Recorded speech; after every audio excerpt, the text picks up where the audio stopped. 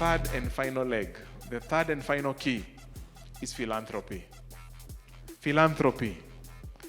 Philanthropy.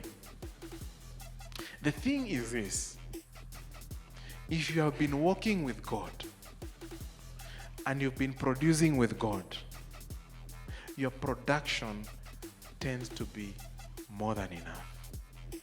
And not just more than enough, it is exceedingly overflowing. Exceedingly overflowing. So, you cannot be wealthy without this one, philanthropy. Philanthropy.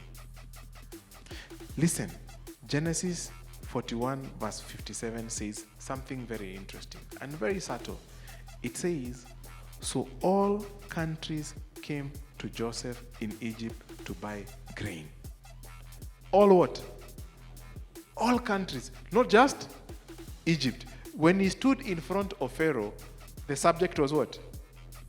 Egypt. But when famine struck, it was no longer about Egypt. It was about all nations.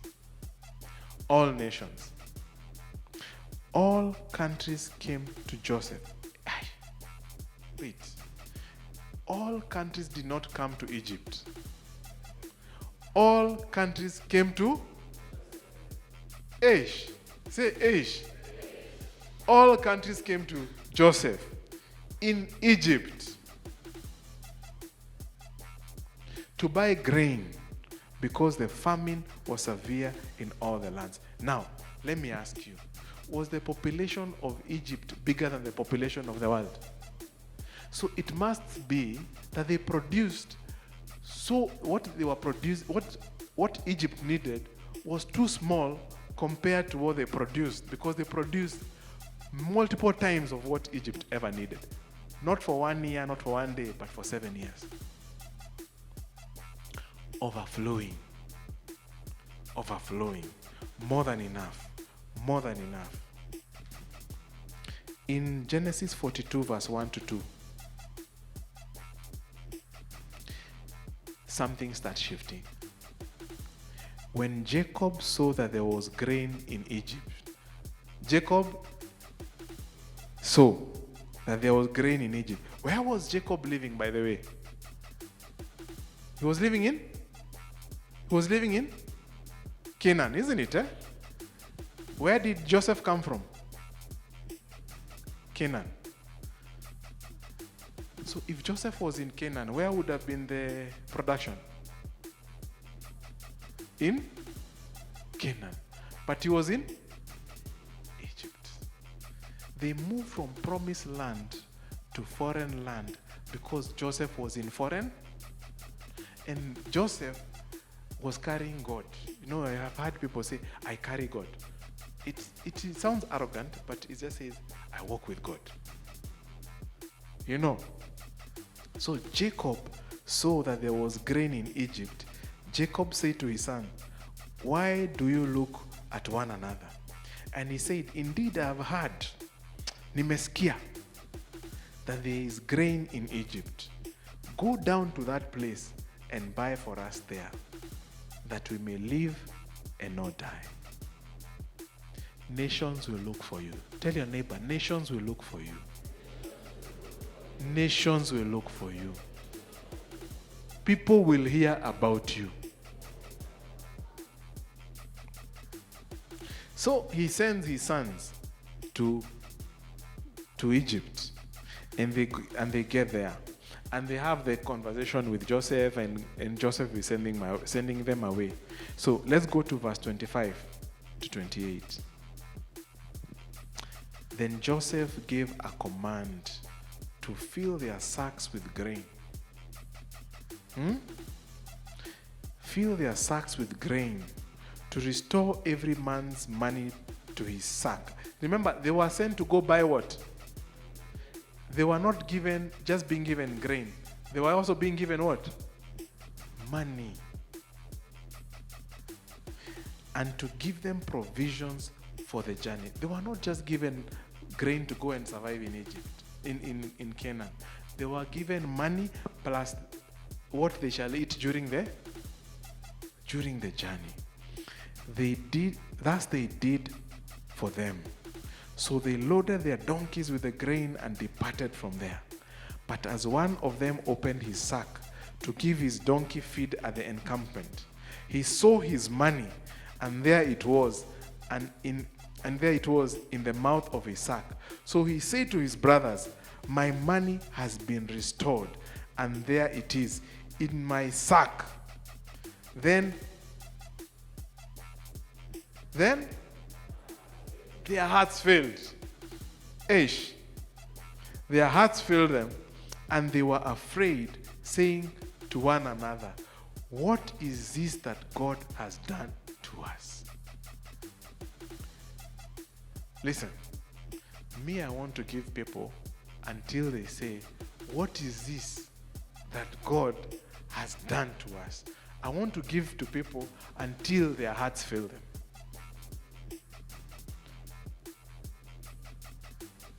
I don't want to give for pinching.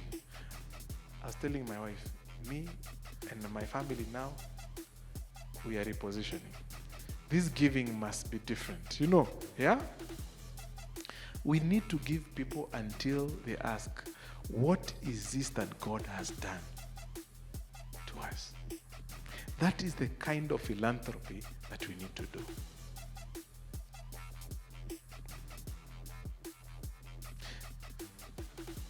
When you look at all this, the Mark of Facebook, he bought WhatsApp, isn't it? I think $3 billion, if I remember correctly. How much do you guys pay for WhatsApp? Free, How can someone pay $3 billion and give it to you for free? That person, his mind is not operating like mine, right? Isn't it? Someone came up with YouTube and gave it to us for free. That does not make economic sense, isn't it? We know they do advertisements, but first of all, they give it to us for free. There is something about giving that completely separates you, that money cannot own you. The topic of today is mastering the art of, not money mastering us, not wealth mastering us, is us mastering wealth. You become a master of wealth. So if the wealth owns you, you are done. You cannot be wealthy. And the one way to make sure wealth will never own you, and wealth will never change who you become. Because some people, when they become wealthy, they change. They cannot even marry the same wife. They cannot even go to the same church. They cannot even hang out with the same friends. If you are making $1.5 million every hour, even when you're sleeping like Warren Buffett, would you still be here today? That's the question, We see whether you are free.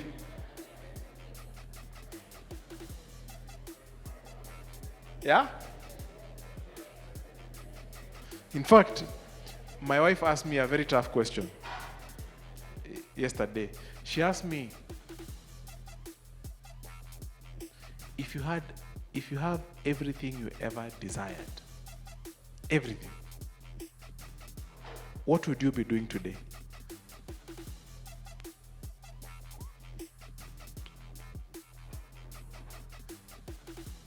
If you have everything you ever desired, would you still be doing what you're doing today? That's the key. If you'll not be doing what you're doing today, you really need to go after this and ask God why you are here. Okay? So anyway, philanthropy gives us three things.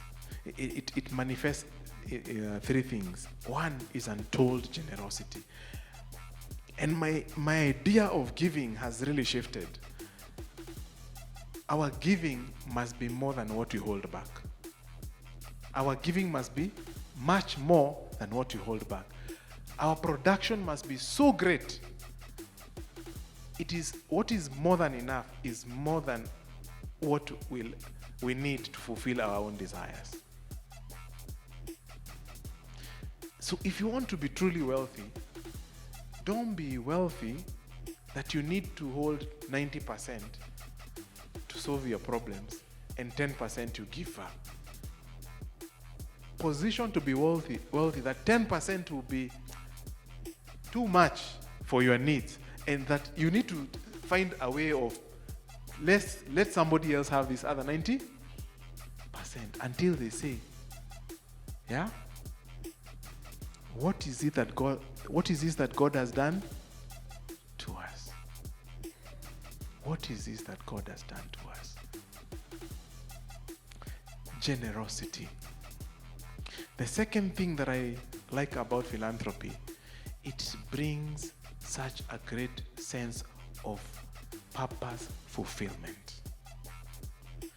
It feels better than driving in the best private jet, flying in the best private jet, or the best car that you've ever imagined. It feels better than being in the best hotel in the world. Just when other people say, what is this that God has done to us because of you?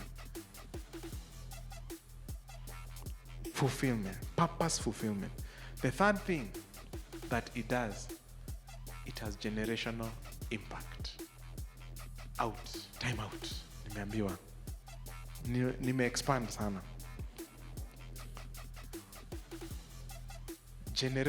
Multiple generational impact. Today we are talking about Joseph. After how many generations? We can't count them. Amen? So, generational impact. So I want to conclude this third pillar with these words. Secret number 3. True wealth is measured by not what you keep. True wealth is measured by not what you keep, but by what you give. True wealth is measured not by what you keep, but by what you give. Wealthy people give more than they hold back. Truly wealthy people, they give more than they hold back. That is the kind of wealth I want. So this is my call to action to all of you. True wealth, and you can write this, true wealth begins with a shift in mindset. From chasing selfish gains to uplifting humanity. From a scarce mentality to one of boundless abundance. From clinging to riches to embracing generous giving. Before we build real wealth, we must first enrich our hearts and minds. It is not about us. It is about serving others. Our greatest joy springs from crafting a legacy that transforms lives and echoes through generations, leading to an indelible mark long after we are gone. Do I repeat that again? Please write it. And this one you can quote me. True wealth begins with a shift in mindset. From chasing selfish gains to uplifting humanity. From a scarcity mentality to one of boundless abundance. From clinging to riches to embracing generous giving. Before we build real wealth, we must first enrich our hearts and our minds. It is not about us.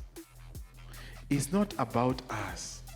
It's about serving others.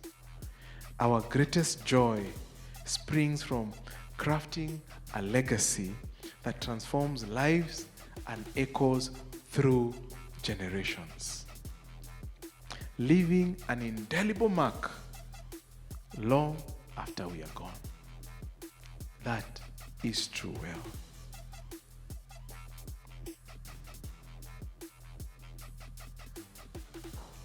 So, Warren Buffett, I want to close with this statement. Warren Buffett says, if you are the luckiest of 1% of humanity, you owe it to the rest of humanity to think about the other 99%. Thank you very much for listening to me.